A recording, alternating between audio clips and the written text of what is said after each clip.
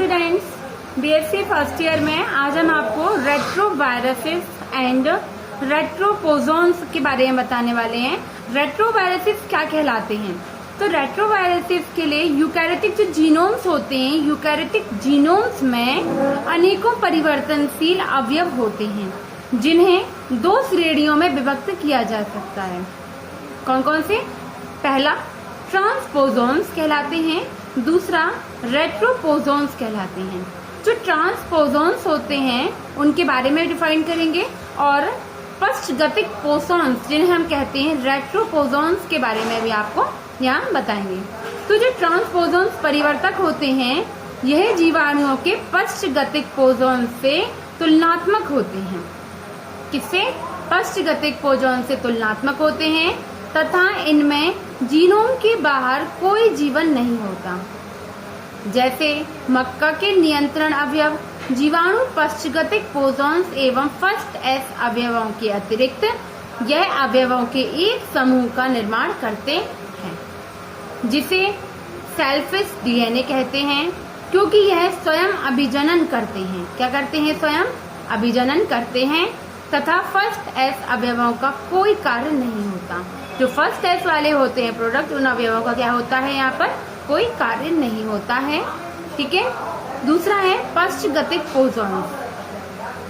तो पश्चगतिक पोजोन्स जिसे हम रेट्रोपोजोन्स कहते हैं, ये अवयव या तो आरएनए विषाणु के डीएनए की प्रतियां होती, मतलब उसकी कॉपीज होती हैं।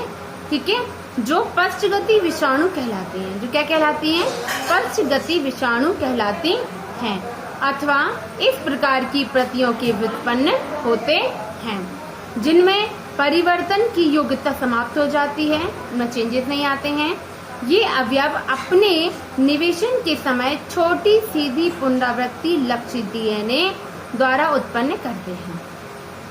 ये अवयव अपने निवेशन के समय छोटी सीधी पुनरावृत्ति लक्षित डीएनए को क्या करते हैं? द्वारा उत्पन्न होते हैं, करते हैं उनको। और इसी प्रकार से पश्चगति विषाणु के बारे में डिस्क्राइब करेंगे। इनमें क्या होता है? सिंगल स्ट्रैंड्स आरएनए जीनोम होता है। क्या होता है? सिंगल स्ट्रैंड्स आरएनए जीनोम होता है जिसकी पुनरावृत्ति दोहरे स्ट्रैंड्स के डीएनए के माध्यम से होती है। ठीक है, किसके माध्यम से? डीएनए के माध्यम से होती है। और इनमें क्या होता है? इन विषाणुओं के जीवन चक्र में एक अविकल्पी अवस्था आती है। अविकल्पी अवस्था आती है जिसमें दोहरे स्ट्रैंड्स वाले डीएनए को पोषक जीनोम में निवेशित कर दिया जाता है। दोहरे स्ट्रैंड वाले डीएनए को पोषक जीनोम में निवेशित कर दिया जाता है।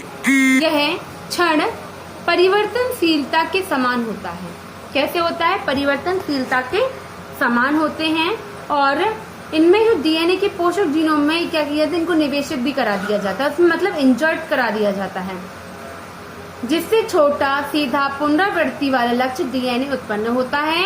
प्रत्येक पश्चगति विषाणु कण में आरएनए जीनोम की दो प्रतियां होती हैं और इनके मोचन होने पर यह अपनी पोषक कोशिका की कलाखंड से घिर जाती है। संक्रमण के समय कण को चारों ओर घेरने वाली कला नए पोषक की कोशिका की प्लाज्मा लिग्मा में संयुक्त हो जाती है।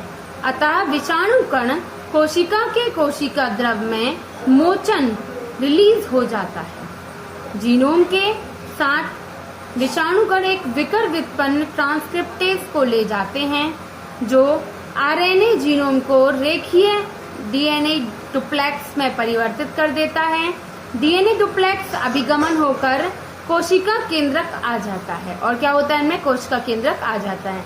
पोषक जीनोम में एक अथवा अनेक प्रतियां द्वारा क्या होता है? निवेशित हो जाती हैं वो एक दूसरे। पोषक मतलब जिस होस्ट में उसको इंजर्ट कराना है, जाना है, उसमें वो क्या करती हैं? कॉपियां निवेशित करा देती हैं, हो जाती हैं।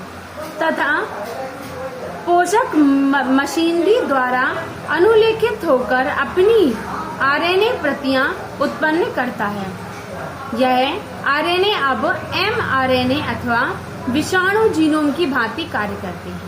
किसकी भांति? विषाणु जीनोम की भांति कार्य करता है। ठीक है, तो ये तो हो गया आपका किसका? पश्च गति विषाणु के बारे में यहाँ बता दिया है, जिसे हम रेट्रोवायरस कहते हैं। इसके डायग्राम में मैं एक बार फिर से बता रही हूँ कि जब होस्ट लिया जाता है, जिसमें हमें मतलब प्रवेश कराना है, इंजर्ट कराना है, होस्ट मेम्ब्रेन होती है और वायरस पार्टिकल्स लिए जाते हैं, अणु, ठीक है। और होस्ट इसी प्रकार से plasmalemma of a new host cell, और दूसरी न्यू होस्ट सेल में उस रेट्रोवायरस को हम यहाँ पर प्रवेश करा देते हैं। इंजर्शन के बाद उसमें क्या परिवर्तन आते हैं, फिर वो परिवर्तन दूसरी अपनी कॉपीज को तैयार करता है ना। तो ये क्या कॉपीज क्या वायरस की तैयार होती है, तो रेट्रोवायरस वाली कंडीशन ये कहलाती है। ये तो मैं नॉर्मल लैंग्वेज में आपको बता रही हूँ, ठीक है। तो यही है ट्रांसपोजोन्स, और ट्रांसपोजोन के साथ हमने रेट्रोपोजोन, ठीक है। और रेट्रोपोजोन में मैंने आपको बताया, इसे हम क्या कहते हैं, ट्रांसपोजोन को सेल्फ डीएनए कहते हैं, क्योंकि यह स्वयं अभिरंजन करते हैं। क्या करते हैं, स्वयं अभिरंजन करते हैं, और इसी प्रकार से इनमें क्रियाएं होती रहती हैं और पश्चगतिक पोजोन्स भी माने जाते हैं। किसके अंतर्गत है, ये दोनों शॉर्ट क्वेश्चन में आपसे पूछे जाते हैं, तो आप शॉर्ट क्वेश्चन के अकॉर्डिंग इसको तैयार कर लीजिएगा, ठीक है। ओके, आज के लिए इतना ही। Thank you.